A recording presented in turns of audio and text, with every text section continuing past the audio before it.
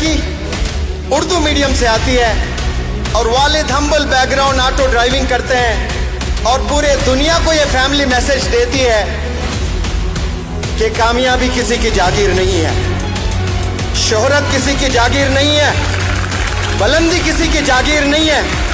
जो मेहनत करता है अल्लाह उसको बुलंदी पर ले जाता है। और ये लड़की ने मैसेज दिया है पूरे दुनिया को।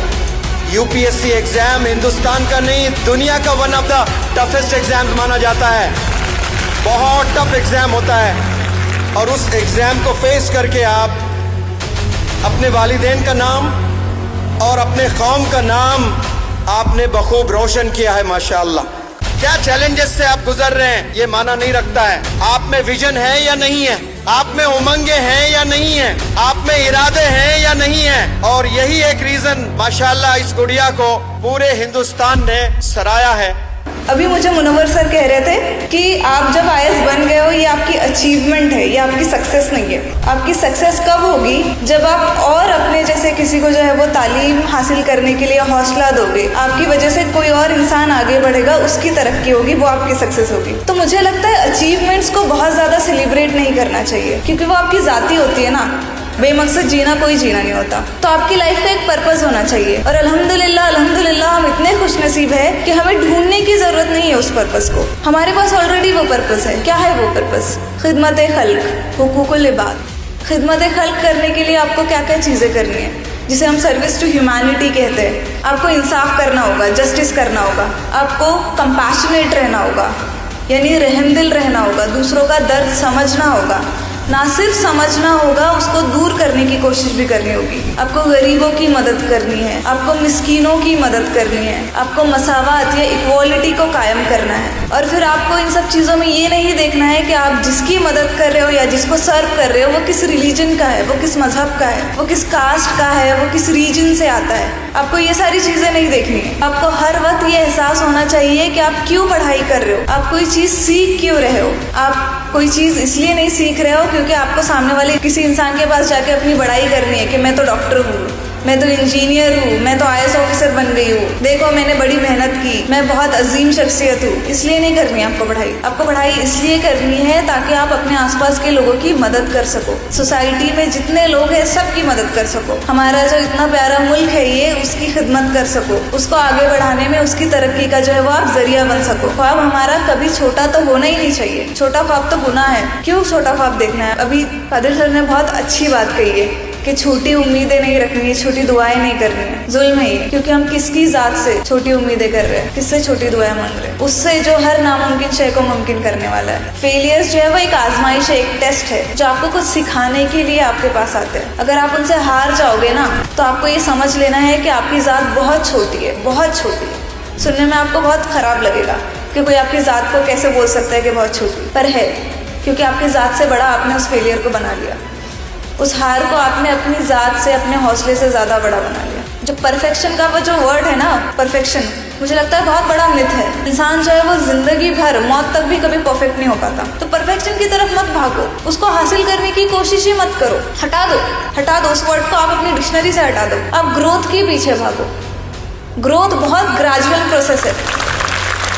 दोस्तों अस्सलामु अलैकुम वरहमतुल्लाहि वबरकातुहू और नमस्ते। तो सबसे पहली चीज़ तो मेरे बारे में आप लोग ऑलरेडी बहुत कुछ जानते हो। अभी सर ने भी आपको बहुत सारी चीज़ें मेरे बारे में बता दी है। तो मेरी जो जर्नी है उसके बारे में मैं आपको बहुत ज़्यादा कुछ नहीं बताऊंगी। उस जर्नी से या उस सफ़र से जो मैंने चीज़ें सीखी है वो मैं आप लोगों को बताऊंगी। क्योंकि ऐसे है ना, अभी मुझे मुनव्वर सर कह रहे थे कि आप जब आईएएस बन गए हो ये आपकी अचीवमेंट है, ये आपकी सक्सेस नहीं है। आपकी सक्सेस कब होगी जब आप और अपने जैसे किसी को जो है वो तालीम हासिल करने के लिए हौसला दोगे, आपकी वजह से कोई और इंसान आगे बढ़ेगा, उसकी तरक्की होगी, वो आपकी सक्सेस होगी। तो मुझे लगता है अचीवमेंट्स को बहुत ज़्यादा सेलिब्रेट नहीं करना चाहिए क्योंकि वो आपकी ज़ाती होती है ना। आपकी कोई ज़ाती कामयाबी जो आपकी अचीवमेंट है उसको बहुत ज़्यादा सेलिब्रेट नहीं करना चाहिए। आपको हम्बल रहना है। वो कामयाबी आपको जो है वो अल्लाह ने दी है, वो आपकी कामयाबी अकेले की नहीं है। अब उस कामयाबी के साथ कुछ रिस्पॉन्सिबिलिटीज आती है, कुछ फराइज आते हैं आप पे। कोई भी कामयाबी आपको यूं ही नहीं दे दी जाती। कोई भी आजमाइश या कोई भी टेस्ट आपकी ज़िंदगी में यूं ही नहीं आता। वो आपके लिए कुछ रिस्पॉन्सिबिलिटीज़ लेके आता है, कुछ फराइज लेके आता है। तो इस वक्त मुझे भी एहसास है मेरी कुछ जिम्मेदारियों का, कुछ फराइज का। उनमें से एक छोटा सा फ़र्ज़ ये है कि मैं अपने लफ्ज़ों से या अपनी कहानी से किसी एक इंसान को तो हौसला दे सकूँ। कोई एक इंसान तो हौसला पाए, उम्मीद पाए, आगे बढ़ने की उम्मीद रखे और मेहनत करे। मैं आपसे वो चीज़ें शेयर करूँगी जो मैंने इस जर्नी से सीखी है, इस सफ़र से मैंने सीखी है। वो चीज़ें जो मुझे कामयाबी तक पहुँचाने में मददगार रही है। बहुत सिंपल सी चीज़ें हैं। अब जैसे पढ़ाई है, सबसे पहले तो आपको ये समझना है कि आपको पढ़ाई करनी क्यों है। हम कहते हैं कि आपकी ज़िंदगी जो है उसका हमेशा एक मकसद या एक पर्पज़ होना चाहिए। उसके बगैर आपकी ज़िंदगी का कोई मतलब नहीं होता। ऐसे जीना कोई जीना नहीं होता, बेमकसद जीना कोई जीना नहीं होता। तो आपकी लाइफ का एक पर्पज़ होना चाहिए। और अल्हम्दुलिल्लाह अल्हम्दुलिल्लाह हम इतने खुशनसीब है कि हमें ढूंढने की ज़रूरत नहीं है उस पर्पज़ को। हमारे पास ऑलरेडी वो पर्पज़ है। क्या है वो पर्पज़? खिदमत खल्क, हुकूकुल इबाद। खिदमत खल्क करने के लिए आपको क्या क्या चीज़ें करनी है, जिसे हम सर्विस टू ह्यूमैनिटी कहते हैं। हर रिलीजन यही सिखाता है। मैं कुछ गलत नहीं बोल रही हूँ ना? हर रिलीजन यही सिखाता है कि आपको इंसानों की खिदमत करनी है, मदद करनी है। Service to humanity, service to God, right? तो कैसे करोगे आप ये सब चीज़ें? आपको इंसाफ करना होगा, जस्टिस करना होगा, आपको कंपैशनेट रहना होगा, यानी रहमदिल रहना होगा, दूसरों का दर्द समझना होगा। ना सिर्फ समझना होगा, उसको दूर करने की कोशिश भी करनी होगी। आपको गरीबों की मदद करनी है, आपको मिस्कीनों की मदद करनी है, आपको मसावात या इक्वालिटी को कायम करना है। और फिर आपको इन सब चीज़ों में ये नहीं देखना है कि आप जिसकी मदद कर रहे हो या जिसको सर्व कर रहे हो वो किस रिलीजन का है, वो किस मज़हब का है, वो किस कास्ट का है, वो किस रीजन से आता है। आपको ये सारी चीज़ें नहीं देखनी है। अब ये सारी चीज़ें आप करोगे कैसे? इसके लिए आपको पढ़ाई करनी पड़ेगी। अब आप सब यहाँ बैठे हो, आप डॉक्टर बनना चाहते हो, इंजीनियर बनना चाहते हो, उसके लिए आपको पढ़ाई करनी है। जब आप पढ़ाई करके डॉक्टर बन जाओगे तो आप क्या करोगे? आप बीमारियों का इलाज करोगे। आपके पास कोई गरीब मरीज आएगा तो आप कोशिश करोगे कि आप उसका फ्री में इलाज कर दो या उससे फीस ही ना लो। करोगे ना? तो ये क्या हुई? ये खिदमत खल्क हुई। इसको पहुंचाने का जरिया क्या बना? आपकी तालीम। तो आपको ज़िंदगी भर, जब तक आप तालीम हासिल कर रहे हो, और तालीम आप मौत तक हासिल करोगे, सीखोगे आप मौत तक, हर दिन नई चीज़ सीखोगे। वही तो तालीम है ना, सीखना तालीम है। तो आपको हर वक्त ये एहसास होना चाहिए कि आप क्यों पढ़ाई कर रहे हो, आप कोई चीज़ सीख क्यों रहे हो। आप कोई चीज़ इसलिए नहीं सीख रहे हो क्योंकि आपको सामने वाले किसी इंसान के पास जाके अपनी बड़ाई करनी है कि मैं तो डॉक्टर हूँ, मैं तो इंजीनियर हूँ, मैं तो IAS ऑफिसर बन गई हूँ, देखो मैंने बड़ी मेहनत की, मैं बहुत अजीम शख्सियत हूँ। इसलिए नहीं करनी आपको पढ़ाई। आपको पढ़ाई इसलिए करनी है ताकि आप अपने आसपास के लोगों की मदद कर सको, सोसाइटी में जितने लोग हैं सबकी मदद कर सको। हमारा जो इतना प्यारा मुल्क है ये, उसकी खिदमत कर सको, उसको आगे बढ़ाने में उसकी तरक्की का जो है वो आप जरिया बन सको। तो ये आपको लाइफ का पर्पज़ हमेशा याद रखना है, खिदमत खल्क। और ये भी चीज़ याद रखनी है कि उसको पूरा करने का जरिया आपकी तालीम है। बहुत छोटी चीज़ नहीं है आपकी तालीम। अब आपको मुझे यहाँ पर देख के बहुत फैसिनेटिंग सा फील हो रहा होगा, पता नहीं क्या फील हो रहा होगा, पर अभी जब मैं वहाँ से यहाँ तक आई तो मैं कुछ तो जज्बात आपके महसूस कर सकी। तो मुझे यहाँ तक ले जाने के पीछे कौन सी चीज़ थी? तालीम। मैंने पढ़ाई की इसलिए मैं यहाँ पर हूँ। मैं बता रही हूँ आपको, मैं 25 साल की मेरी उम्र है, उसमें से मेरी जो 24 साल की ज़िंदगी है वो बहुत स्ट्रगल्स में गुजरी है, बहुत मुश्किल हालात से गुजरी है। पर फिर एक दिन आया रिजल्ट का, सिर्फ एक दिन, और एक दिन वो उन 24 सालों पे भारी पड़ गया। क्यों पड़ा? पढ़ाई, तालीम की, मुकम्मल की है मैंने, अपनी मेहनत से की। तो आपको तालीम की अहमियत को समझना होगा। ये सिर्फ आप अपनी तरक्की के लिए नहीं कर रहे हो, ये सिर्फ आप इसलिए नहीं कर रहे हो कि फाइनेंशियली स्टेबल हो जाए आपका फ्यूचर, आपका करियर स्टैब्लिश हो जाए, फैमिली के अगर फाइनेंशियल हालत ख़राब है तो वो दुरुस्त हो जाए, सिर्फ इसलिए नहीं कर रहे हो। ये चीज़ आपको याद रखनी है हमेशा कि आप तालीम हासिल क्यों कर रहे हो। एक चीज़ ये हो गई। अब दूसरी चीज़ है मोटिवेशन। मोटिवेशन ज़िंदगी में बहुत इम्पोर्टेंट चीज़ है। मैं आपको जो है वो बहुत सारी चीज़ें अभी बोल रही हूँ, कहीं ना कहीं थोड़ा सा 1% नहीं तो 0.00001% तो आपको मोटिवेट करेगा, कुछ करेगा ना। पर वो किस तरह की मोटिवेशन है? वो एक्सटर्नल मोटिवेशन है, वो आपको बाहर से मिल रही है।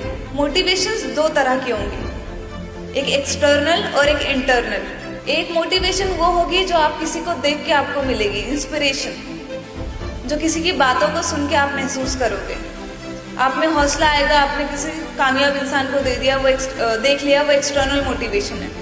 किसी की आपने स्ट्रगल्स की कहानी सुन ली, फिर आपको एहसास हुआ कि वो कर सकता है तो मैं भी कर सकती हूँ, वो एक्सटर्नल मोटिवेशन हो गई। और एक्सटर्नल मोटिवेशन पता है कैसी होती है? रेत के पहाड़ की तरह।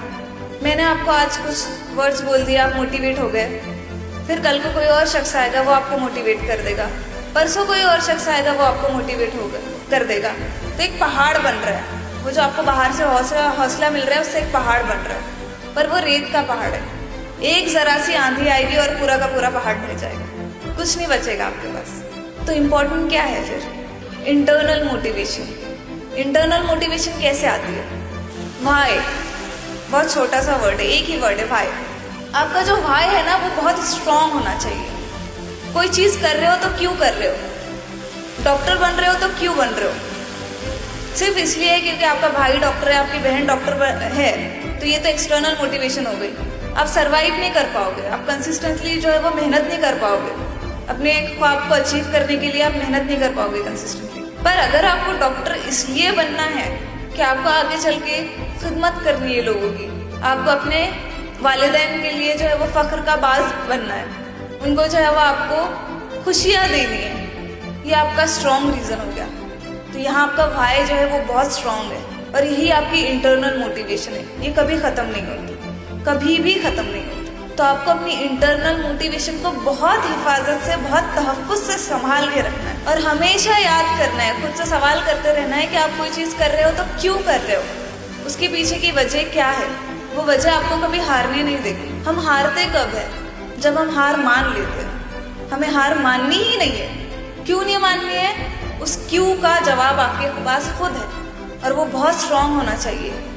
वो किसी के बोलने से नहीं आएगा, वो किसी और के हौसला देने से नहीं आएगा, वो आपके पास खुद है। आपको बस उसको तलाश करना है कि क्यों कर रहे हो, आप कोई चीज़ कर रहे हो तो क्यों कर रहे हो। तो दूसरी चीज़ हो गई इंटरनल मोटिवेशन, जो बहुत बहुत स्ट्रांग होनी चाहिए। अब तीसरी चीज़ है ख्वाब देखना। ये तो पहले ही आनी चाहिए थी ना। ख्वाब देखना जो है वो बहुत अहम चीज़ है। हम ख्वाब देखने से अक्सर डर जाते हैं। क्यों डर जाते हैं?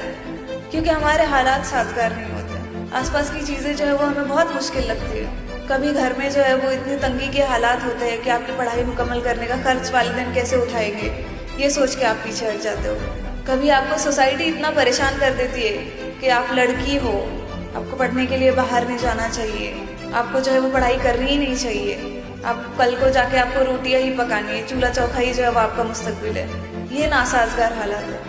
ये नहीं हुआ तो फिर आप खुद ही अपने हालात आप नासाजगार कर देते हो कि नहीं, मुझसे नहीं हो पाएगा, ये बहुत मेरे पास जो है वो परेशानी की वजूहत बहुत ज़्यादा है। नहीं भी होंगी तो आप खुद से क्रिएट कर लोगे कि नहीं, मेरी मम्मी जो है वो नहीं मानती है, उनका दिल नहीं लगता है मेरे बिना घर में, तो इसलिए जो है वो मुझे पढ़ाई करने के लिए बाहर नहीं जाना।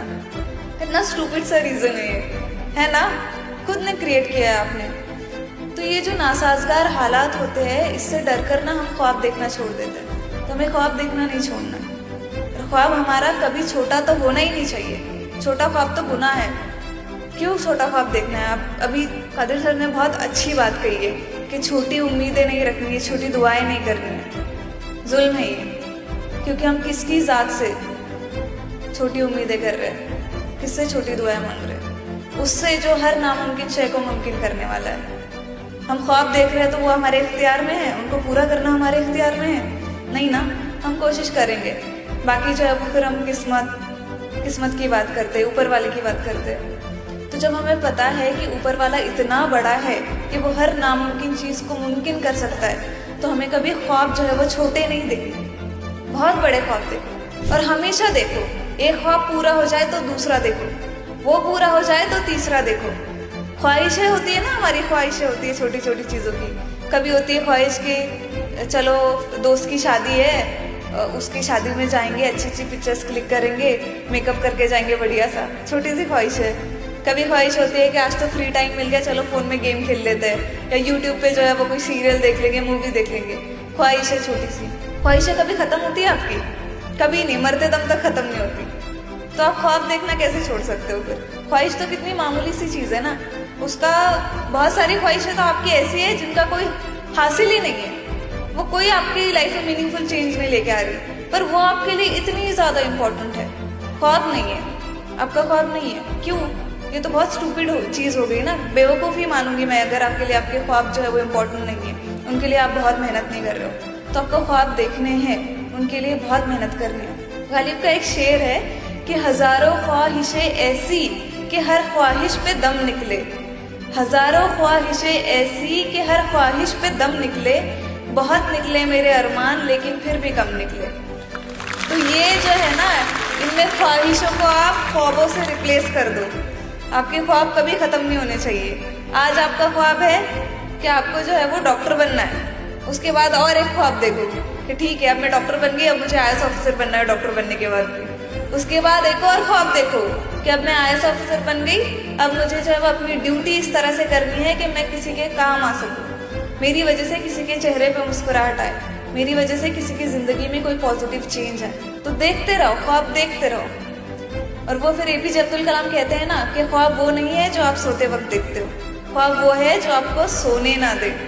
तो मत सोने दो अपने आप को, अपने ख्वाबों को भी मत सोने दो। तीसरी चीज़ हो गई आपके ख्वाब देखना। अब चौथी चीज़ बहुत इम्पोर्टेंट है, वो है ईमानदारी। मैं भी आपसे बोल सकती हूँ कि आप मेहनत करो, पर मैं आपसे सिर्फ ये नहीं कहूँगी कि आप मेहनत करो, मैं आपसे ये कहूँगी कि आप ईमानदारी के साथ मेहनत करो। ईमानदारी के साथ मेहनत करना क्या होता है? स्कूल में आके, कॉलेज में आके टीचर जो पढ़ा रहे हैं वो चुपचाप बैठ के सुन लेना, पढ़ लेना, पर आपका दिमाग कहीं और गायब है। आपके दिमाग में कोई तो किसी तो फिल्म का गाना चल रहा है। तो क्या ये ईमानदारी के साथ मेहनत करना हुआ? आप आपके टीचर को बेवकूफ़ बना दोगे। आपके टीचर को लगेगा कि बच्चा इतना खामोशी से जो है वो ब्लैक बोर्ड या वाइट बोर्ड की तरफ देख रहा है, बहुत गौर से सुन रहा है, तो ये मेहनत कर रहा है, ये कंसंट्रेट करने की कोशिश कर रहा है, फोकस करने की कोशिश कर रहा है। पर आपको अपने अंदर मालूम है कि आपने नहीं की, आप कंसंट्रेट नहीं कर रहे हो, आप फोकस नहीं कर रहे हो, तो आपने ईमानदारी के साथ मेहनत नहीं की। मेहनत करो तो ईमानदारी के साथ करो, ताकि कल को जाके खुद से नजरें मिला पाओ। कल को जाके आपको ये महसूस ना हो कि आप फेल इसलिए हुए क्योंकि आपने मेहनत नहीं की थी। कल को जाके अगर आप फेल भी हो जाओ तो आपको इस चीज़ की सेटिस्फैक्शन होनी चाहिए कि आपने अपना 100% दिया, आपने अपने हिस्से की पूरी मेहनत की। ये सेटिस्फैक्शन उस वक्त तक नहीं आएगी जब तक आप ईमानदारी के साथ मेहनत नहीं करो। तो आपको ईमानदारी के साथ मेहनत करनी है, और उसके बगैर आपको कामयाबी मिलेगी भी नहीं। ईमानदारी के साथ मेहनत नहीं करोगे ना तो कामयाबी नहीं मिलेगी।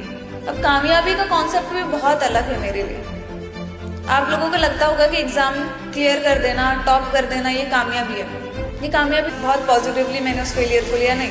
मैं बहुत रोई थी, मुझे डिसअपॉइंटमेंट हुई थी, मुझे शिकायतें हुई थी, मैं बहुत रोई थी। नॉर्मल इंसान का जैसे रिएक्शन होता है वैसे ही मेरा भी रिएक्शन था। पर फिर वो भी चीज़ है ना कि ईमान क्या है, अकीदा क्या है, यकीन क्या है, फेथ क्या है, कि जो चीज़, अगर कोई चीज़ आपके हक में नहीं हो रही है, कोई चीज़ आपके मुताबिक नहीं हो रही है, उस वक्त भी जो है वो आपका यकीन नहीं टूटना चाहिए, उस वक्त भी आपका हौसला नहीं टूटना चाहिए, उस वक्त भी आप में नाउम्मीदी नहीं आनी चाहिए। ये इम्पोर्टेंट है ना, और ये आपकी कामयाबी है। वो फेलियर कोई मैटर नहीं करता। फिर अगर आप ये एटीट्यूड अपना लो ना तो वो फेलियर कुछ भी मैटर नहीं करता। ये मीन्स होते हैं। मीन्स क्या होता है? कोई चीज़ का जरिया। अब हमने जो है, मैंने स्टार्टिंग में आपको बताया कि आपकी लाइफ का एक पर्पस है। अब उस पर्पस को पूरा करने के लिए आपको जो है वो जराए, कुछ तो जरिए अपनाने होंगे, कुछ तो सामान आपको जमा करना होगा ना अपने पास। हो सकता है आप डॉक्टर बन के वहाँ तक पहुँच जाओ, हो सकता है IAS ऑफिसर बन के वहाँ पे पहुँच जाओ। तो आपको वो चीज़ याद रखनी है।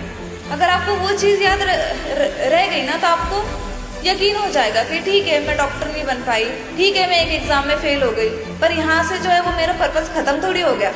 मेरे पास और ज़राए हैं, मेरे पास और भी ज़रिए हैं, और भी मीन्स है जिसके थ्रू जो है वो मैं अपना पर्पस पूरा कर सकती हूँ। बहुत बारी ऐसा होता था ना, अभी मेरा ये 4th अटेम्प्ट था, तो 3 बार मैं ऑलरेडी फेल हो चुकी थी। तो बहुत बार ऐसा होता था ना कि जब मैं फेल होती थी तो मुझे बहुत बुरा लगता था, डिसअपॉइंटमेंट होती थी, पर मैं हार नहीं मानती थी कभी, मैं रुक नहीं जाती थी कभी, क्योंकि मुझे पता था कि मेरी लाइफ का पर्पस क्या है। बहुत बारी मुझे ये भी ख्याल आया कि शायद मैं नहीं बन पाऊंगी एक IAS ऑफिसर, मेरा यूपीएससी में सिलेक्शन नहीं हो पाएगा। लेकिन उस वक्त भी मैंने खुद को यही समझाया कि अधिबा IAS ऑफिसर बनना मकसद तो नहीं था कभी, मकसद तो कुछ और था ना। मकसद तो ये था कि तुम्हें कुछ ऐसा करना है कि तुम लोगों की मदद कर पाओ, तुम्हारी वजह से किसी की ज़िंदगी बदले।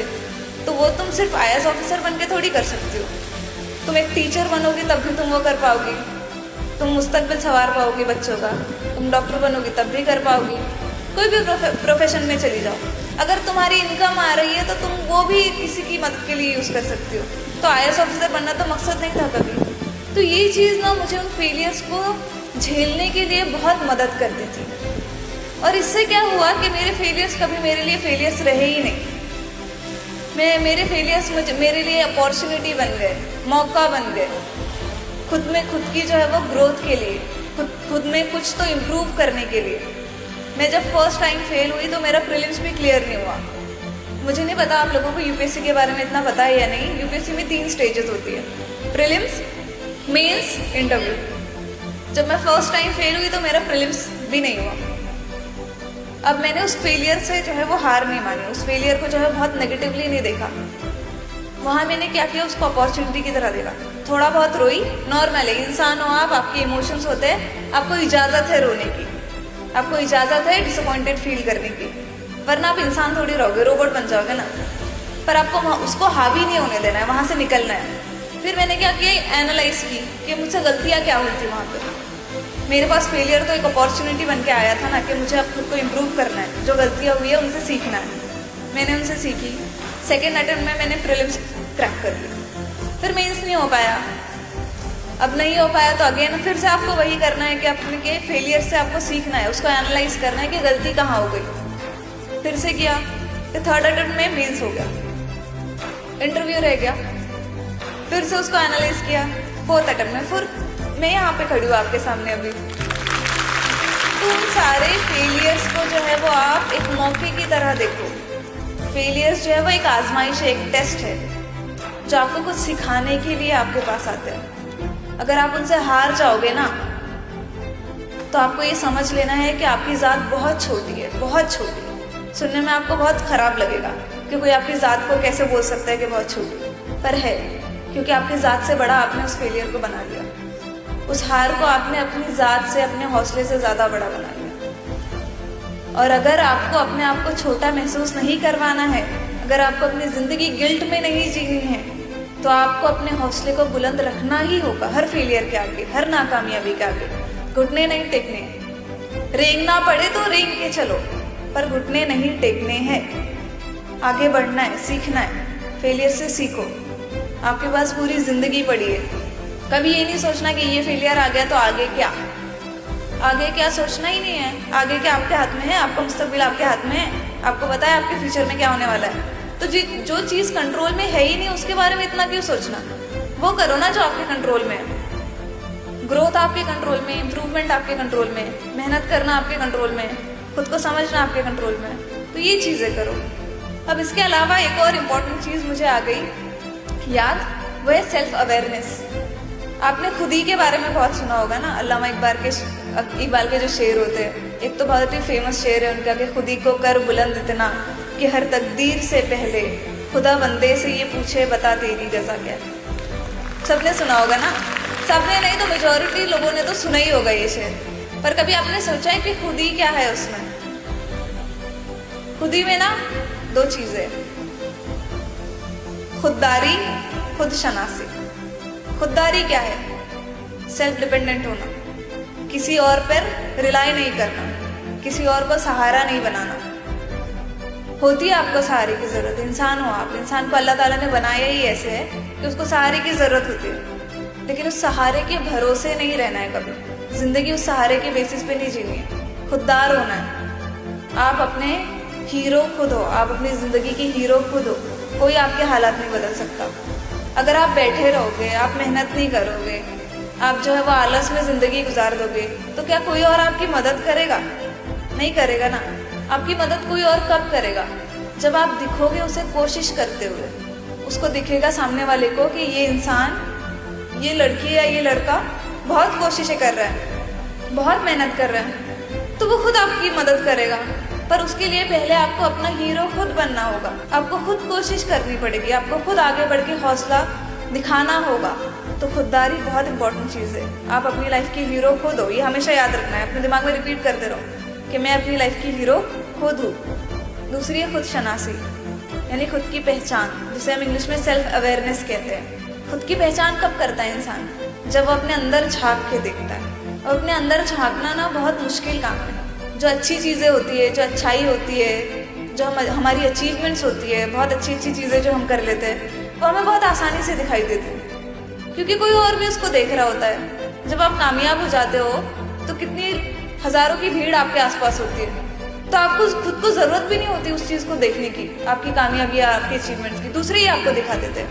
मुश्किल क्या होता है? मुश्किल अपनी गलतियों को तलाश करना है, मुश्किल अपने गुनाहों को तलाश करना है, अपनी खामियों को तलाश करना है, जो आप में कमियां हैं उनको तलाश करना है। बहुत मुश्किल काम है। इंसान में ना बहुत अना होती है। अना यानी ईगो, हर किसी में होती है, मेरे में भी है, आप में भी। हम जो है वो आसानी से अपनी गलतियां देख ही नहीं पाते, पर हमको कोशिश करनी है कि हम उन गलतियों को देखें, हम उन खामियों को, उन कमियों को देखें, उन गुनाहों को देखें जो हमसे हो रहे हैं। अगर हम नहीं देखेंगे तो हमारे कल में और हमारे आज में कोई फ़र्क नहीं होगा।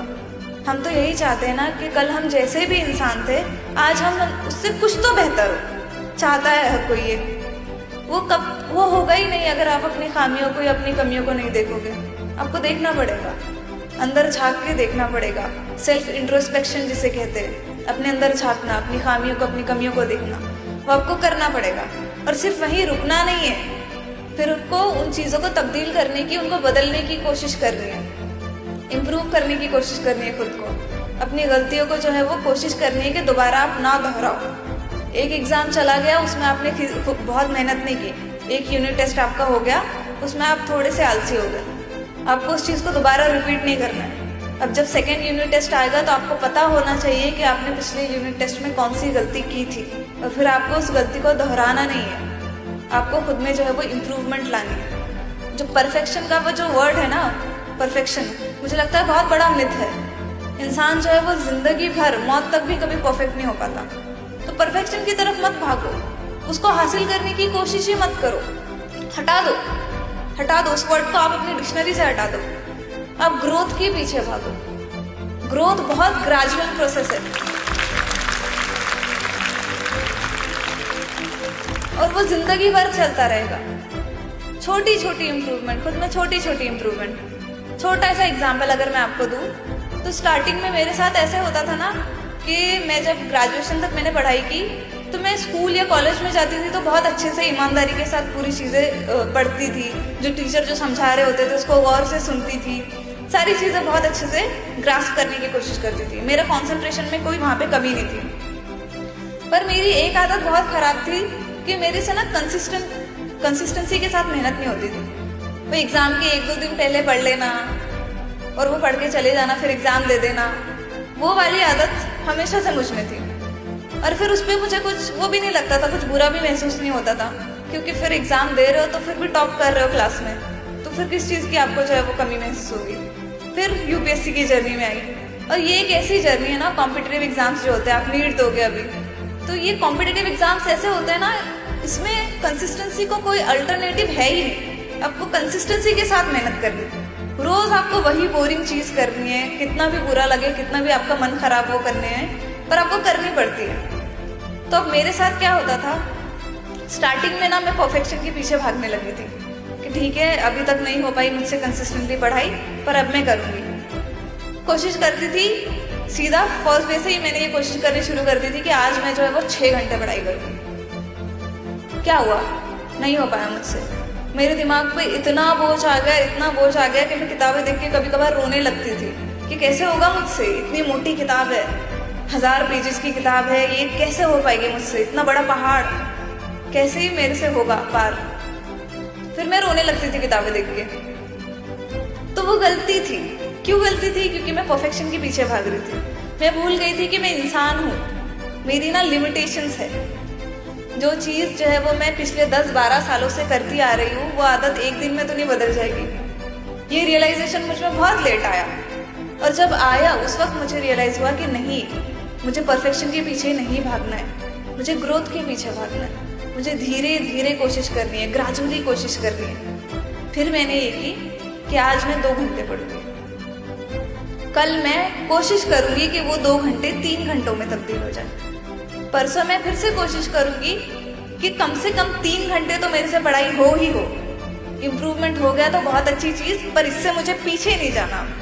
ऐसे नहीं होनी चाहिए कि वो पॉजिटिव डायरेक्शन में जो आपकी इम्प्रूवमेंट हो रही है उससे आप वापस से पीछे आ जाओ। ग्रोथ जो है वो कभी भी नेगेटिव डायरेक्शन में नहीं होती, पीछे नहीं जाते आप ग्रोथ में, वो हमेशा आपका ग्राफ ऐसे ही जाएगा। तो फिर ग्रेजुअली मैंने कोशिश की और धीरे धीरे धीरे धीरे वो मेरी आदत बन गई। फिर मुझे एहसास भी नहीं होता था 10 घंटे चले गए और मैं पढ़ रही हूँ, नहीं होता था। एग्ज़ाम के आसपास तो ऐसे होता था कि कभी 12 घंटे भी पढ़ाई कर रही हूँ और मुझे एहसास भी नहीं है इस चीज़ का कि मैंने 12 घंटे पढ़ लिए। 12 घंटे सुन के आपको कितना बड़ा वक्त लगता होगा ना। कोई भी टॉपर आता था पहले तो मुझे लगता था कितना फेंक रहा है ये, 12 घंटे थोड़ी पढ़ सकता है कोई, ऐसे ही लगता है ना, नॉर्मल सी चीज़ है। पर फिर मुझे एहसास हुआ इस चीज़ का कि नहीं, जब आप वो चीज़ करने लगते हो कंसिस्टेंसी के साथ, और जब आप इतने दीवाने हो जाते हो उसके पीछे, इस कदर आप पे जुनून तारी हो जाता है, तो आपको खुद भी एहसास नहीं होता कि आपने 12 घंटे पढ़ाई करी। तो ग्रोथ के पीछे भागना है आपको, परफेक्शन के पीछे नहीं भागना है। कंसिस्टेंसी के साथ मेहनत करनी है, क्योंकि आप कॉम्पिटिटिव एग्जामिनेशन के लिए प्रिपेयर कर रहे हो, उसका कोई अल्टरनेटिव नहीं है। थोड़ी थोड़ी कोशिश करो, स्टार्टिंग में आपको बहुत डिफिकल्ट जाएगा, पर आपको कंसिस्टेंसी के साथ हमेशा मेहनत करनी है, उसका भी कोई आपके पास अल्टरनेटिव नहीं है। अब एक और इम्पॉर्टेंट चीज़ है फोकस या कॉन्सेंट्रेशन। हमारे पास ना बहुत डिस्ट्रैक्शन है, ये तो इंटरनेट की एज है, इसमें तो और भी ज़्यादा डिस्ट्रैक्शंस है। और कभी कभार ऐसा होता है ना, हमारा जो है वो हमारी जो उम्र ना बहुत इंटरेस्टिंग सी चीज़ है। हम बच्चे होते हैं, फिर टीनेज में जाते हैं, फिर जवानी, फिर बुढ़ापा, और हर मरहले में हमारे जज्बात बदलते रहते हैं, हर मरहले में हमारी ख्वाहिशें बदलती है, हर मरहले में हमारा ज़िंदगी को देखने का नज़रिया बदलता है। उसमें सबसे खतरनाक मरहला पता है कौन सा होता है? टीनेज। पता है आपको, सब समझदार हो आप। उस मरहले से निकलना बहुत मुश्किल चीज़ है। उसमें इतनी डिस्ट्रैक्शंस आती है कि वो बोलते हैं ना, कोई चीज़ आपको मेक और ब्रेक कर सकती है, तो वो ये मरहला है आपकी ज़िंदगी का। उसको लेके आपका एटीट्यूड है, उसको जीने का तरीका जो आपका है वो कैसा है, वो डिफाइन करेगा आपकी आगे की ज़िंदगी। तो डिस्ट्रैक्शंस को हटाना बहुत ज़रूरी है फोकस करने के लिए। आप ख्वाब को इतना बड़ा देख रहे हो, तो बिना कंसंट्रेशन या फोकस के तो आप उसको अचीव कर ही नहीं पाओगे। तो आपको जो डिस्ट्रैक्शंस है ना आसपास, उनको हटाना है, उनसे दूर रहना है। मैं ये नहीं कह रही कि आप ख्वाहिशें मत रखो, मैं ये भी नहीं कह रही कि आपकी ये ख्वाहिश नहीं होनी चाहिए कि मुझे अच्छा मेकअप करना है, अच्छा दिखना है। नॉर्मल है, होगी, पर उन ख्वाहिशों को काबू में कैसे रखना है वो आपको सीखना होगा। काबू में रखने का मतलब ये नहीं होता कि उनको दफन कर दो। काबू में करना है इसका मतलब ये नहीं कि ख्वाहिशों को मार दो, उनका गला घोट दो, नहीं, उनको कंट्रोल करना है।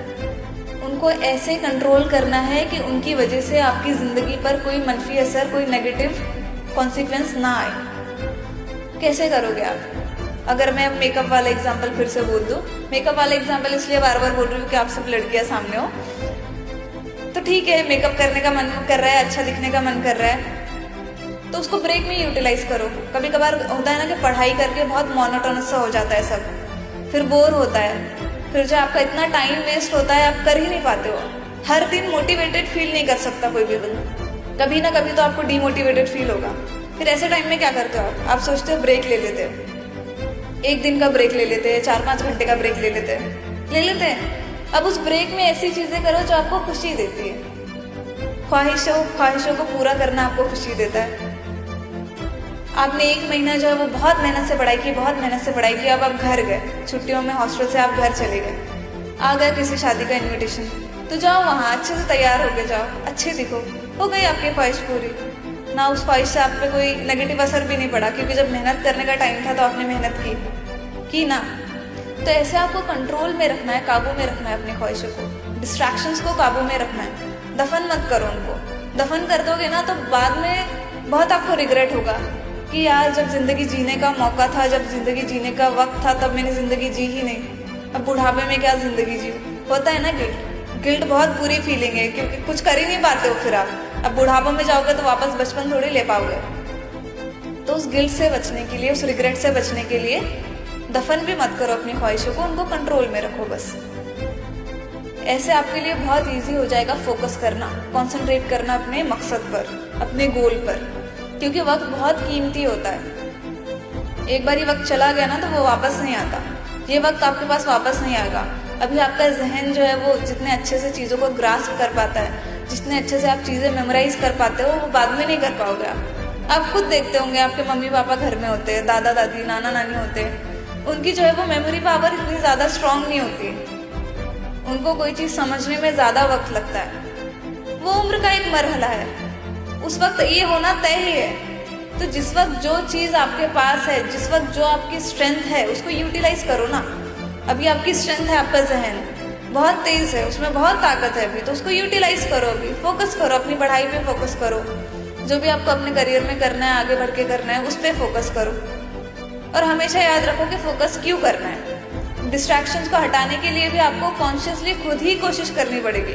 अगर मोबाइल से आप डिस्ट्रैक्ट हो रहे हैं तो उसको लॉक कर दो, अलमीरा में लॉक कर दो, उसकी की जो है वो किसी और के पास दे दो, मम्मी के पास दे दो, बहन के पास दे दो, ऐसे शख्स के पास दो जो आपसे जो है वो मैनिपुलेट ना हो पाए, जिसको आप इमोशनली ब्लैकमेल ना कर पाओ। क्या होता है ना, मम्मी के पास दे दो तो मम्मी थोड़ी जज्बाती होती है, फिर थोड़ी देर 4-5 घंटे उनको बच्चा दिख रहा है पढ़ते हुए, फिर बच्चे ने थोड़ा छोटा सा चेहरा करके मम्मी को बोल दिया कि मम्मी अब थोड़ा सा फ़ोन देख लो क्या, फ़ौरन दे देंगी मम्मी। तो नहीं देना, मम्मी के पास चाबी नहीं देना है, चाबी पापा के पास दो। पापा सख्त होते हैं ना, नहीं होते? फिर पापा के पास भी मत दो, उसके पास दो जो सख्त है, जो आपको फ़ोन देगा ही नहीं। भाई होता है तो दे दो उसको। अब वो दुश्मनी है तो दुश्मनी से भी फायदा उठाओ, उसी के पास दे दो चाबी। नहीं देगा वो आपको, आप उसके पास रोते हुए गिड़गिड़ाते हुए भी जाओगे ना तो नहीं देगा वो चाबी आपको। तो ऐसे कॉन्शियस एफर्ट्स डालो डिस्ट्रैक्शंस को दूर करने के लिए, फोकस और कंसंट्रेशन को स्टैब्लिश करने के लिए आपको कॉन्शियसली ऐसे एफर्ट्स डालने ही पड़ेंगे, कोई और रास्ता नहीं है। अब लास्ट में ना एक बहुत इंपॉर्टेंट चीज़ है, वो है मेंटल हेल्थ। मुझे बहुत बहुत बुरा लगता है जब मैं सुनती हूँ ना कि इस बच्चे ने सुसाइड कर ली, उस बच्चे ने सुसाइड कर ली। रिसेंटली मैंने एक न्यूज़ देखी कि एक यूपीएससी एस्पायरेंट था, उसने सुसाइड कर ली, फेलियर से डर गया, हार मान ली, घुटने टेक दिए फेलियर्स के आगे और ज़िंदगी ख़त्म कर दी। मुझे बहुत बहुत अफसोस होता है। मैं सोचती हूँ ज़िंदगी इतनी छोटी चीज़ है क्या, इतनी मामूली चीज़ है, मतलब उसकी कोई कीमत ही नहीं है कि आप एक पल में उसको ख़त्म कर देते हो। क्यों? छोटे से फेलियर, छोटे से फेलियर को। इतनी मामूली चीज़ है क्या ज़िंदगी? आप इतने कमज़ोर हो क्या कि अपने फेलियर्स के आगे घुटने टेक देते हो? इतने कमज़ोर हो? खुद को कमज़ोर कहलवाना पसंद है क्या आपको? अच्छा लगता है कि कोई आपको बोले कि तुम कमज़ोर हो, तुमसे ये नहीं हो पाता, तुमसे वो नहीं हो पाता, तुम रोने धोने लग जाते हो? अच्छा लगता है ये सब सुन के? तो क्यों बनना इतना कमज़ोर? देखो, जब मुश्किलें ज़िंदगी में आती है ना तो हौसला सबका लड़खड़ाता है, और बहुत नॉर्मल है हौसला लड़खड़ाना। इंसान है तो हौसला तो लड़खड़ाएगा ही, पर उससे हारना नहीं है कभी। कभी कभार ना एक चीज़ बहुत गलत हो जाती है हमारे साथ कि हमारे पास प्रेशर बहुत होता है, एक्सपेक्टेशंस का प्रेशर। मैं अक्सर ये चीज़ रियलाइज़ करती थी कि मैं फेल होने से नहीं डरती थी, मैं उम्मीदों को तोड़ देने से डरती थी। किसकी उम्मीदें? माँ बाप की उम्मीदें, टीचर्स की उम्मीदें, फैमिली की उम्मीदें। इन उम्मीदों को तोड़ देने से डरती थी मैं, फेलियर से नहीं डरती थी। तो मुझे लगता है ना, जब कोई इंसान अपनी ज़िंदगी ले लेता है तो उसके पीछे भी यही वजह होती है कि वो दूसरों की उम्मीदों को तोड़ देने से डर जाता है, खुद के फेलियर से नहीं डरता। तो मत डरो, आपको दूसरों की उम्मीदों के बोझ तले नहीं दबना है।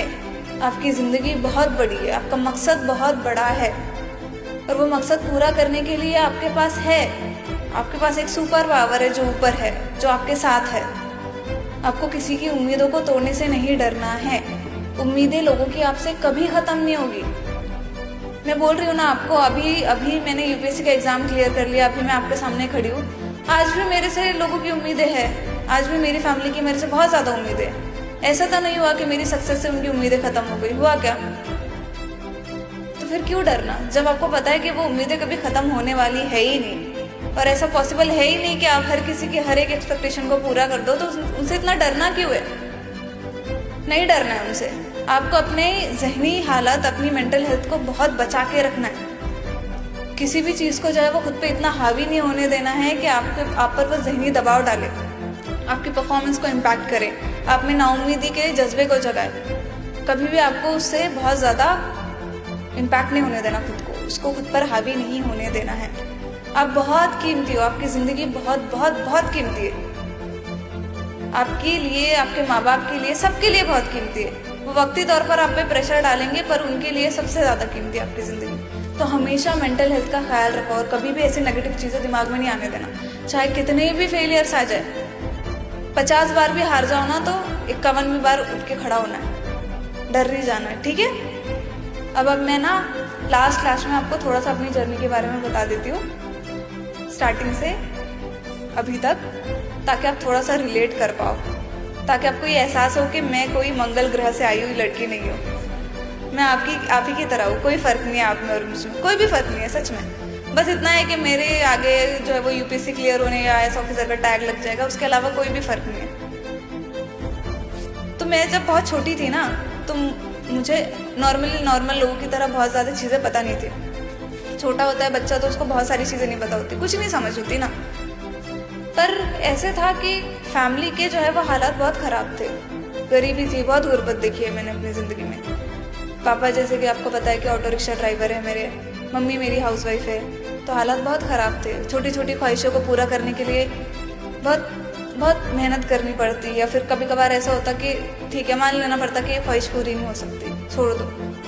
बहुत सारी ख्वाहिशों को छोड़ना पड़ता।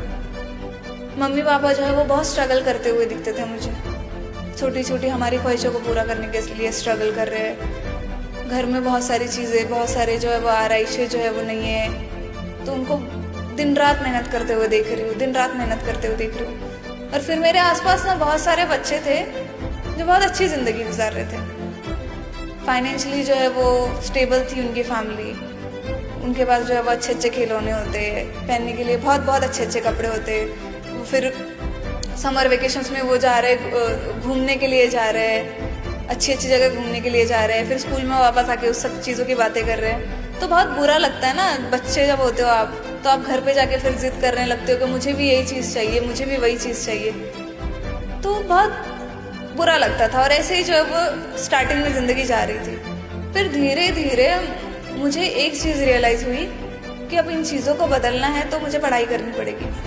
वही जो नॉर्मली होता है कि करियर में कुछ तो बनना पड़ेगा, टीचर बन जाओ, डॉक्टर बन जाओ, कुछ तो एक जॉब ले लो ताकि फाइनेंशियली चीज़ें थोड़ी सी स्टेबल हो जाए। और आप जब बहुत आपको पता है कि आपके हालात जो है वो गरीबी के हैं, तो फिर आपको पता होता है एक ही चाह रहा है पढ़ाई करनी है। पापा को कोई बिजनेस थोड़ी है कि उसमें जो है वो आगे चल के आप उस बिज़नेस को वो हैंड ओवर कर देंगे और आप उसमें जो है वो अभी ऐश कर लो बाद में बिज़नेस मिल जाएगा, ऐसे नहीं होता ना। तो पढ़ाई करनी है पता था, तो वहाँ से मुझे बहुत जल्दी एहसास हो गया था कि मुझे पढ़ाई करनी है, मुझे बहुत ज़्यादा मेहनत करनी है। अब मुझे ये नहीं पता था कि किस डायरेक्शन में जाना है, ख्वाब क्या देखना है, कितना बड़ा देखना है, कितना छोटा देखना है, कुछ नहीं पता था, पर पढ़ाई करना है इतना पता था। तो मैं बहुत लगन और मेहनत से पढ़ती थी। ऐसे नहीं था कि बहुत ज़्यादा जो है वो दिन में 4-4, 5-5 घंटे पढ़ रही हूँ, नहीं, खेलना कूदना सब किया, पर स्कूल में जब जा रही हूँ तो बहुत ध्यान से सुन रही हूँ टीचर क्या पढ़ा रहे हैं, जो भी मुझे सिखाया जा रहा है उसको बहुत ध्यान से सुनती थी। होमवर्क जो है वो हमेशा करती थी, कभी ऐसे नहीं होता था कि होमवर्क नहीं किया हो। स्कूल में एब्सेंट नहीं रहती थी बहुत ज़्यादा। मैं स्कूल, ऐसे होता ना बच्चा स्कूल जाने के लिए रोता है कि मुझे नहीं जाना, मुझे नहीं जाना। अगर मेरी किसी दिन एब्सेंटी हो गई तो मैं रोती थी मम्मी के पास कि आपकी वजह से आज मैं स्कूल नहीं गई, नानी अम्मी के घर लेके चले गए, ये कर लिया वो कर लिया। बहुत परेशान करती थी क्योंकि मुझे पता था स्कूल जाना पड़ेगा, पढ़ना पड़ेगा, वरना कुछ नहीं होने वाला।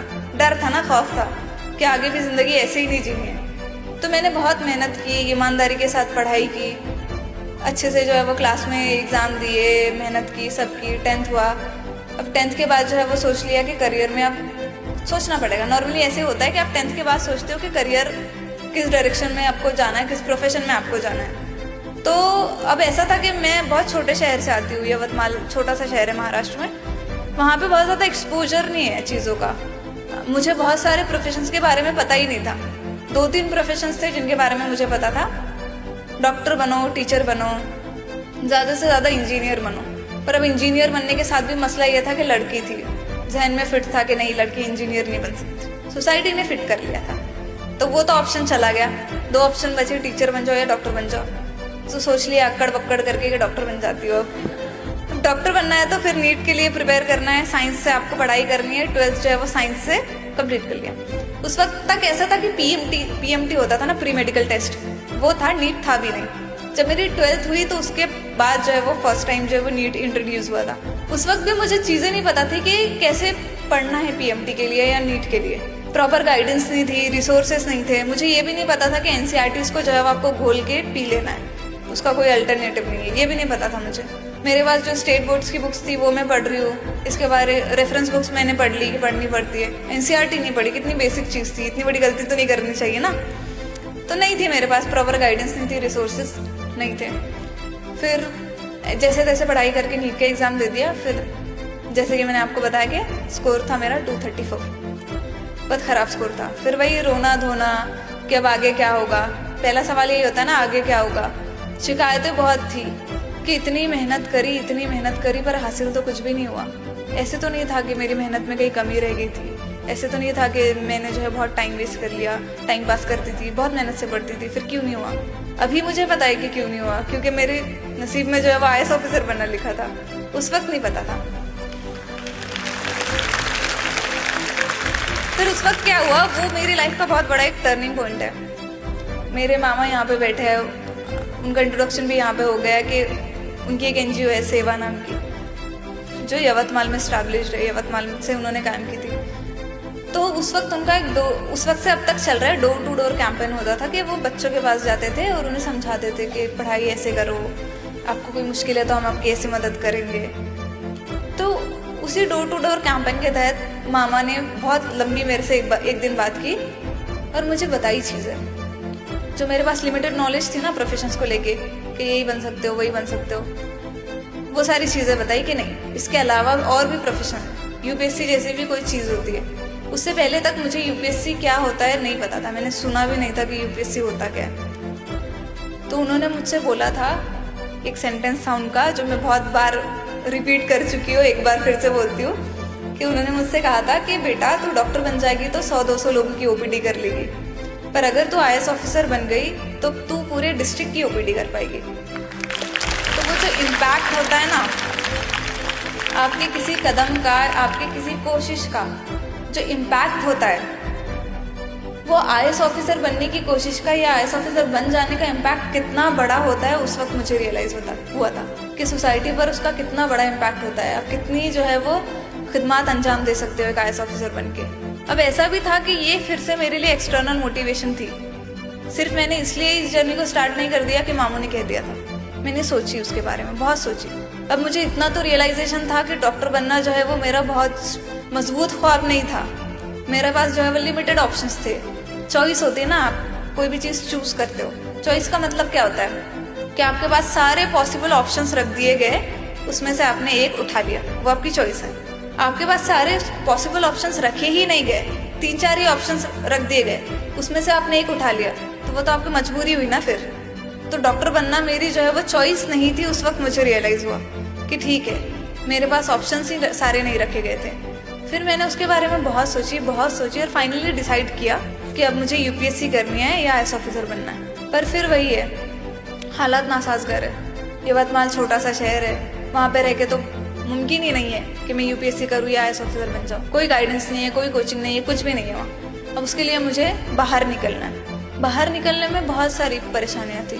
सबसे पहली तो यही थी कि बाहर जाके पढ़ने का खर्च बहुत होता है। हॉस्टल में रहना है, खाने का खर्च होगा, रहने का खर्च होगा, कैसे उठाएंगे इतना सारा खर्च। मम्मी पापा ने हौसला दिया कि बेटा कर, जो भी हमारे पास लिमिटेड रिसोर्सेज है वो कर लेंगे। पर फिर इसके बाद भी आप सोचते हो ना कि कैसे होगा, आप इतने जो है वो फाइनेंशियली वेल ऑफ थोड़ी हो, आपके पास जो है वो इतने रिसोर्सेज नहीं है। तो उस वक्त भी फिर सेवा NGO से मुझे हौसला मिला था, अश्योरेंस मिली थी कि नहीं बेटा तुम करो, हम लास्ट मोमेंट तक हर फेलियर में, हर कामयाबी में आपको जो है वो सपोर्ट करेंगे, फाइनेंशियली हर तरह से हम आपको सपोर्ट करेंगे।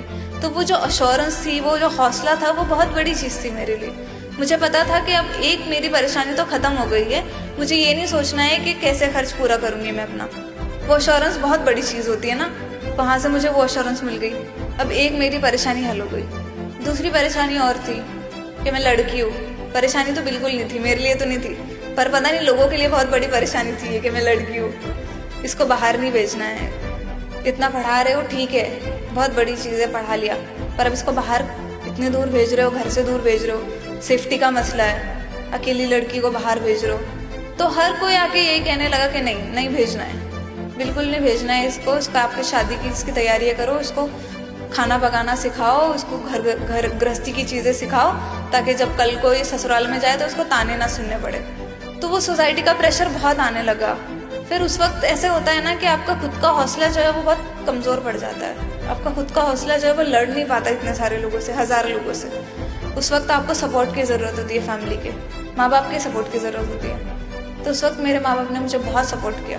मुझे कभी ये एहसास नहीं होने दिया कि ये जो सोसाइटी वाले चीज़ें बोल रहे हैं, ये जो चीज़ें हैं, ये मुझ तक उन्होंने आने भी नहीं दी कई दफ़ा। बहुत कम चीज़ें मुझे पता होती थी, कुछ कानों से सुन ली तो, बाकी वो खुद सुनते थे, खुद हैंडल कर लेते थे, मुझ तक आने नहीं देते थे। कभी कभार ऐसा होता है ना कि बाहर वाले जो है वो आपको 1000 गालियाँ भी देते तो आपको बुरा नहीं लगता, पर कोई आपकी फैमिली से अगर आपको एक छोटी सी खरी खोटी सुना ले तो बहुत दिल को चुभ जाता है, बहुत बुरा लगता है ना। वैसे ही अगर बाहर वाले आपको बहुत बहुत आसमान पे चढ़ा दे तो वो हौसला जो है वो आपके लिए बहुत बड़ी चीज़ नहीं होती। लेकिन अगर आपके माँ बाप आप में जो है वो भरोसा दिखाए तो वो आपके लिए बहुत बड़ी चीज़ बन जाती है। तो वो जो फैमिली है ना, वो बहुत इंपॉर्टेंट चीज़ है। मेरी फैमिली ने मुझे सपोर्ट किया।